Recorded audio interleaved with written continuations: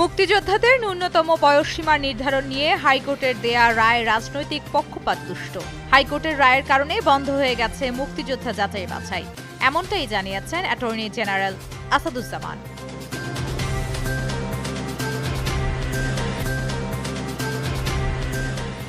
সরকারের পক্ষ থেকে বাড়ি ভাড়া, চিকিৎসা ভাতা সহ কয়েকটি দাবি পূরণের আশ্বাসে আন্দোলন স্থগিতের ঘোষণা দিয়েছেন এমপিওভুক্ত শিক্ষকেরা।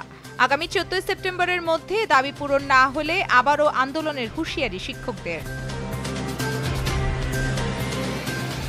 পঞ্চগড় সদর উপজেলার সীমান্ত এলাকা দিয়ে নারী, পুরুষ ও শিশুসহ 23 জন বাংলাদেশিকে পুশ ইন করেছে ভারতীয় সীমান্তরক্ষী বাহিনী।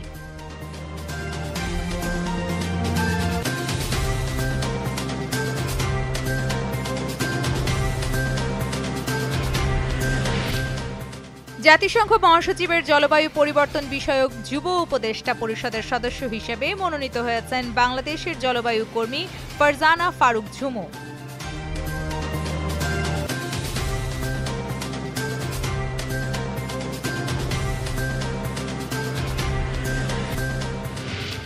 ইউরোপীয় ইউনিয়ন, যুক্তরাজ্য, কানাডা সহ 26টি দেশের নিন্দা জানানোর সত্ত্বেও গাজায় ইসরায়েলি বাহিনীর হামলা থামেনি।